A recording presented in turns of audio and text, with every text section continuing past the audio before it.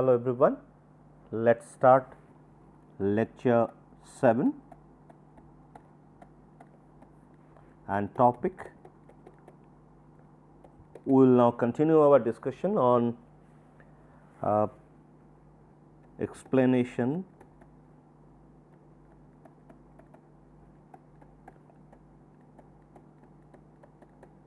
corrosion processes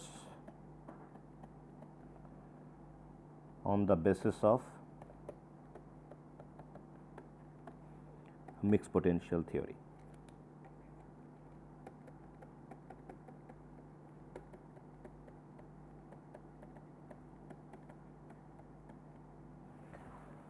Fine, we in the last lecture at the end we started talking on the evolution of microstructure of pearlite and how it looks under the microscope, optical microscope. This has a relation to the area ratio of a galvanic couple. So, let us explain that particular microstructure. So, it is actually a practical aspect of corrosion. So, how to explaining the typical microstructure of pearlite. So, this is related to area of cathode and anode. Now, in steel, the pearlite is a phase mixture in a steel.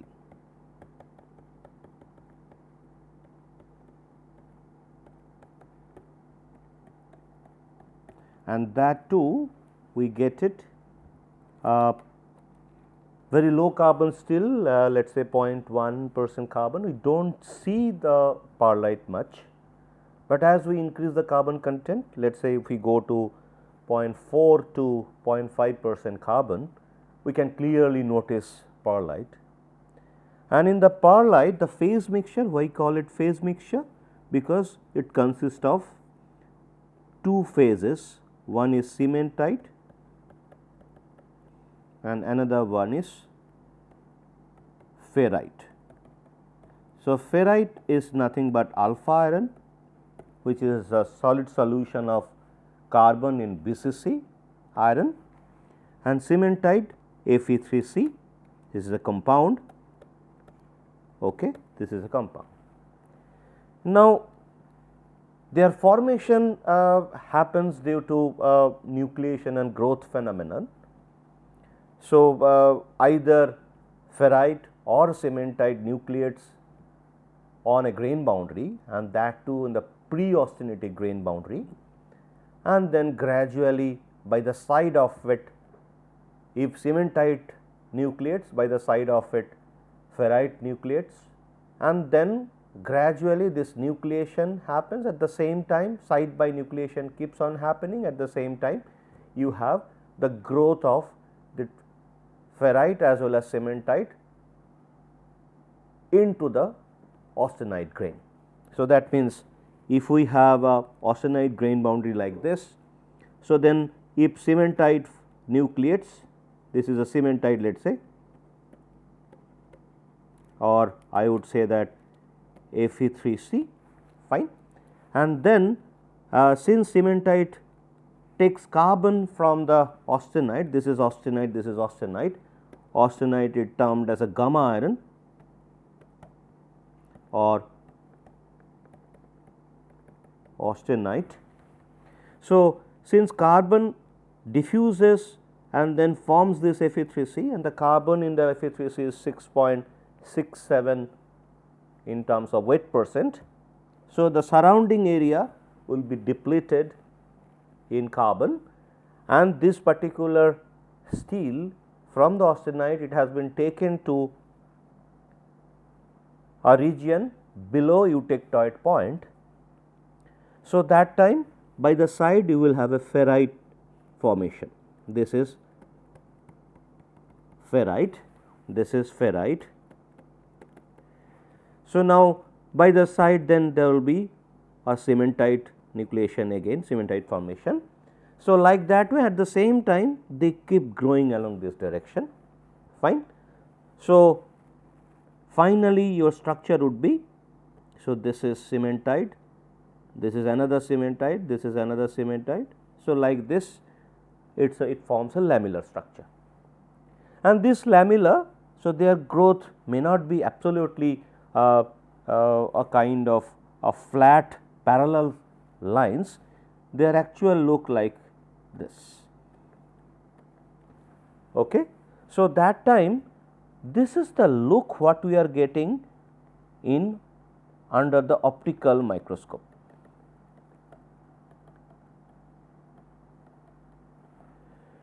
Now, if we take a steel where let us say 0.4% carbon steel, and that is annealed, furnace annealed,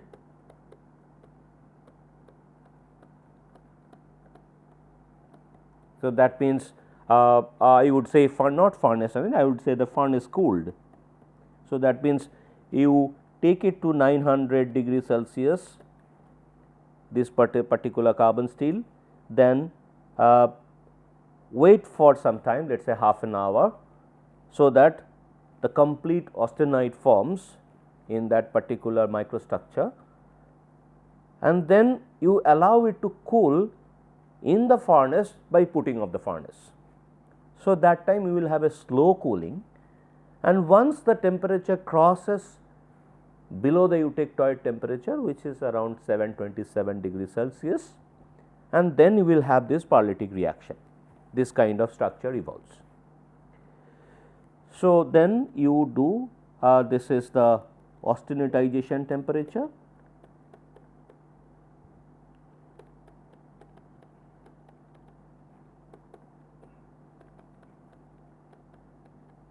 for half an hour, or let us say 45 minutes, just to be on the safer side. So, that every carbon goes into the solid solution of gamma iron, and then you cool it slowly, the furnace cooling.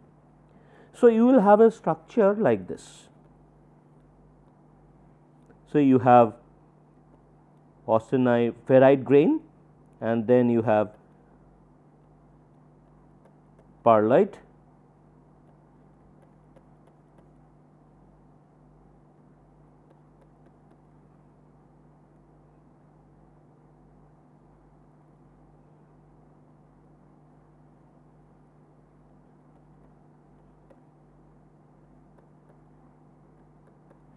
so like this a kind of structure you will get. So, where these are the pearlite and these are alpha iron, alpha phase which is ferrite. So, these are the ferrite which has a special name called pro-eutectoid ferrite. So, our interest is not on the detail of phase transformation, our interest is why it looks like this. There is a black strips in the bright background. Now, in order to understand this, we need to understand little bit of etching, and this kind of steel is etched in around 3% nitel solution, and nitel is a mixture of nitric acid in alcohol.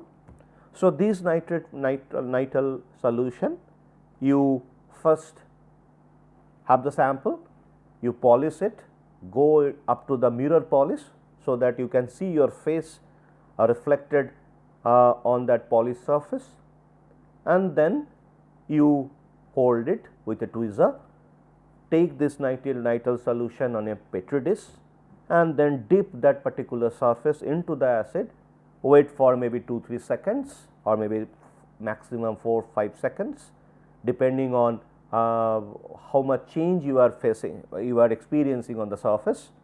It will turn into little grayish or little darkish appearance. That means the surface is getting attacked by that particular solution, and that particular process we call it etching, and this is nothing but etchant. We call it etchant.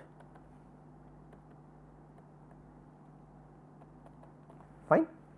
So, now that chemical reaction, we call it chemical reaction, but actually it is not chemical reaction, it is electrochemical reaction, and because of that particular electrochemical nature of that reaction, we get to see appearance like this under optical microscope.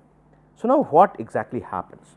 So, now you have those lamellae, isn't it? So, you have ferrite, you have cementite like this, those are aligned like this in a particular pearlite colony. So, these are cementite, and these white portions are nothing but ferrite. Okay. So, now when this surface is attacked,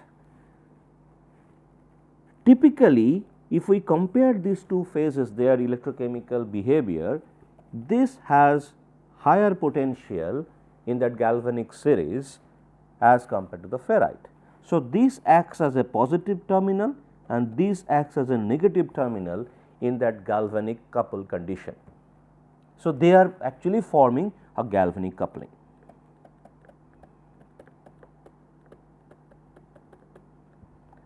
Fine. So, once they form galvanic coupling, since this is negative, that means this is anode, and this becomes positive, that means this is cathode. So, cathode would not dissolve, anode would start dissolving, but interesting part is if we see this particular surface, this part is negative, this part is positive. So, dissolution would follow the pattern what we have experienced before. So, the experience we have experienced like this, that the dissolution would be more pronounced near to the galvanic couples region. So, now if I consider here also, the dissolution of ferrite will be more pronounced around this region, Similarly, here the dissolution would be more pronounced around this region. Fine. Away from that, the dissolution, of course, it will dissolve, but the dissolution rate would be slower because of the resistance offered by the electrolyte away from the galvanic coupling, or the point where the line where the galvanic coupling has been set up. So, now if they dissolve like this, if we put it in a red color, so now their dissolution pattern would be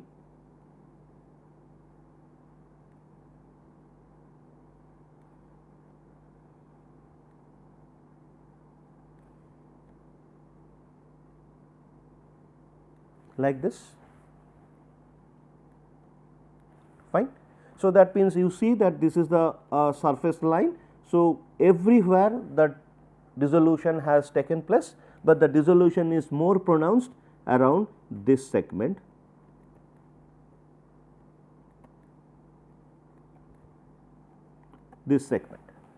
Now, if we zoom one particular region, this is the cementite, Okay. Now, here we have situation like this, okay, a dip. Now, how do we see the structure in optical microscope? We see it because the light which is falling. So, you have a surface, the lights are falling, and then they are getting reflected, and you have an eyepiece,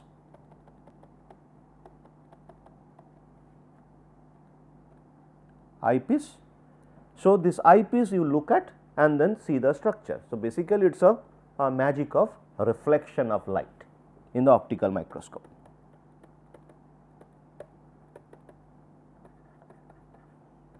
Okay. So, now when you have a situation, if it is a flat surface,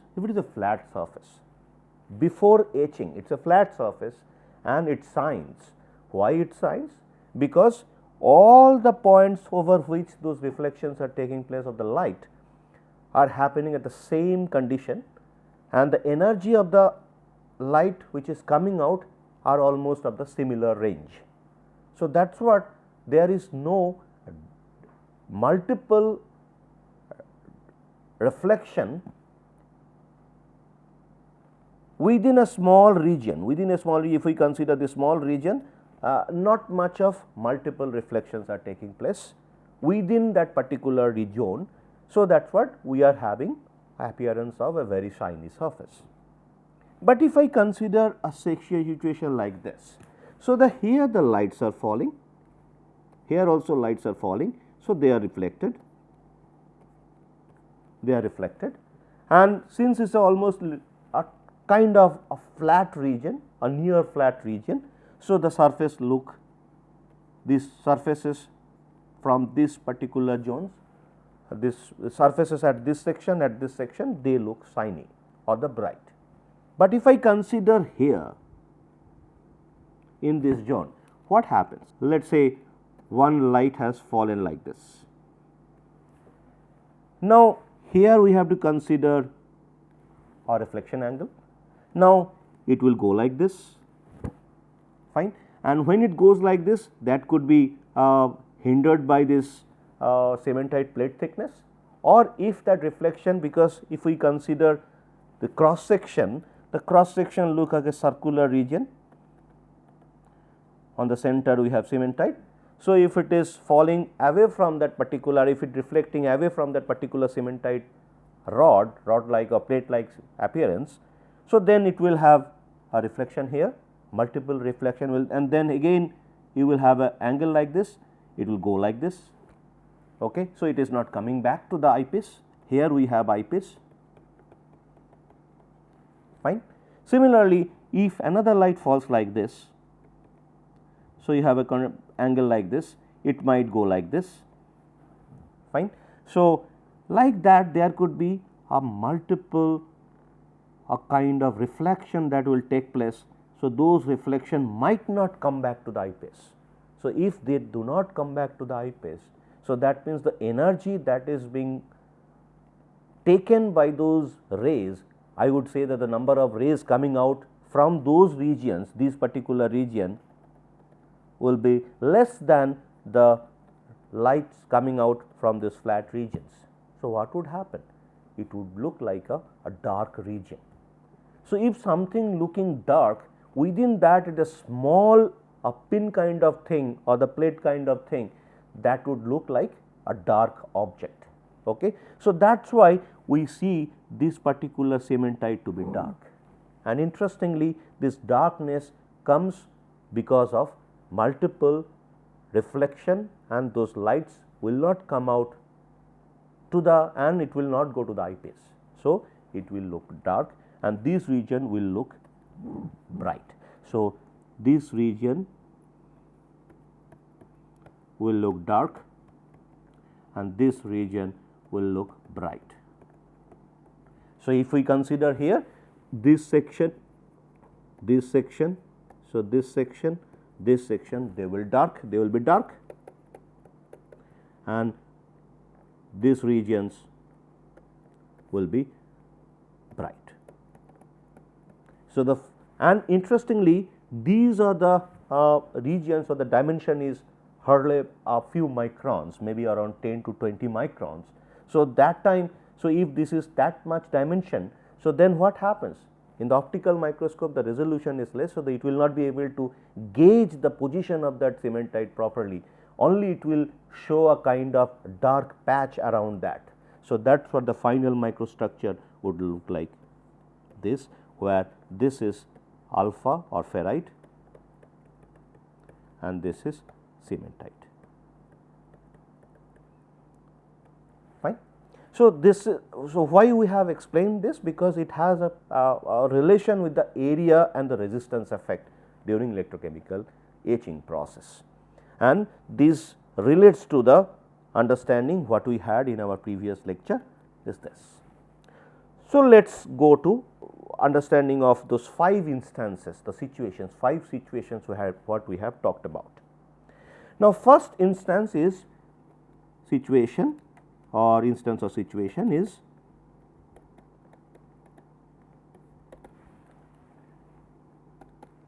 here we have one cathodic reaction plus one anodic reaction. So, in this case we have already explained this before while we consider corrosion of zinc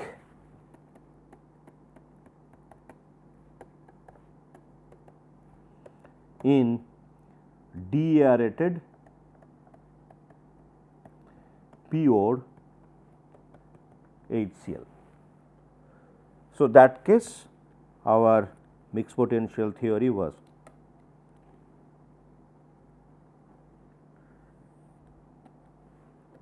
so this is E, this is log I, and the plot look like this.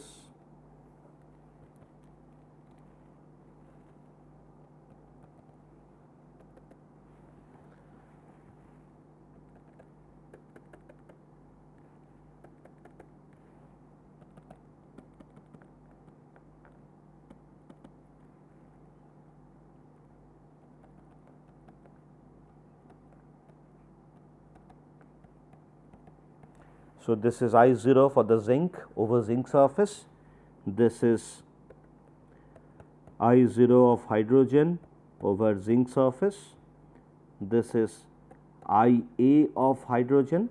So, that means H 2 minus 2 E equal to 2 H plus, this reaction would happen, and this line corresponds to I C H 2 2E equal to H 2. This line corresponds to I A zinc, which is nothing but zinc minus 2E equal to zinc plus plus, and this line is I C zinc, which is plus plus plus 2E equal to zinc, and this is the point which is E mix, which is nothing but E core, and this point is I core, and this current density meets the basic of mixed potential theory, where it is I C equal to I A is nothing but I C hydrogen over zinc surface equal to I C zinc, sorry, I A zinc.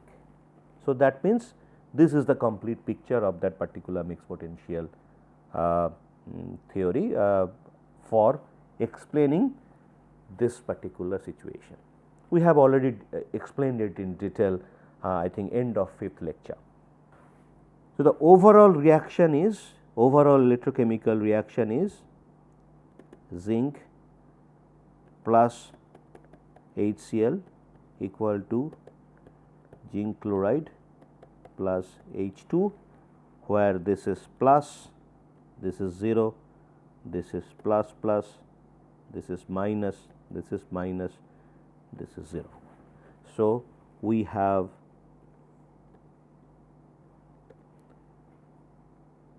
oxidation, we have reduction, fine. So, let us go to the situation where we have considered 2 cathodic reaction and 1 anodic reaction. Now, this particular thing can be explained, can be observed when we see zinc corrosion in deaerated HCl with some impurity in the form of Fe+3 ion. Now, deaerated means that HCl does not have any dissolved oxygen, and that particular so interestingly, so if you leave HCl in the atmosphere, it will always have some dissolved oxygen. Now, how do we take care of that oxygen? How do we take out those oxygen, dissolved oxygen from the HCl? So, what in the lab scale what is done is we purge nitrogen into the solution. So, the nitrogen bubbling happens and that releases dissolved oxygen out of the HCl solution. So, this impurity Fe+ is a small impurity, a very small amount, some ppm level. Okay. What would happen? Now, in this case, let us first analyze what are those two cathodic reactions and one anodic reaction. So, the anodic reaction, it is easy to understand, it is zinc minus 2E equal to zinc plus plus, this is anodic, one anodic. Now, what are the cathodic reactions? Of course, if it is an acid solution, so the cathodic reaction, of course, this is the cathodic reaction, and we do see that hydrogen bubbling is taking place on the zinc. Now, interestingly, just before going into this explanation, the observation that has been observation is, typical observation is, if you consider this particular case, here also hydrogen bubbling takes place on the zinc surface, and here also hydrogen bubbling takes place on the zinc surface, and we do get zinc corrosion. Now, the hydrogen bubbling amount, I would say that the bubble formed across the surface would be much less in this case as compared to this case. So, we would also understand that particular observation through mixed potential theory. Now, this is cathodic reaction. Now, where is the another cathodic reaction? The another cathodic reaction happens in this form. So, this is also cathodic reaction, and interestingly, this is a very, very strong cathodic reaction. Why? So, if we consider standard reduction potential E0, this one is 0.76 minus volt, this one is 0 volt, and this one is plus 0.77 volt, okay, and that too all at 25 degree Celsius and 1 atmosphere pressure. Okay. So, that condition, these are the potential, the standard reduction potential. So, now we can see that the difference between these two is huge. So, that means, and also even if we consider these two, the difference is huge. So, that means this is a much stronger cathodic reaction than this. So, now we could see that there are two cathodic reactions and one anodic reactions, and overall process, of course, zinc would dissolve and these two cathodic reactions would happen on the surface of the zinc. So, we would analyze this particular situation in our next lecture. So, let us stop here. Thank you.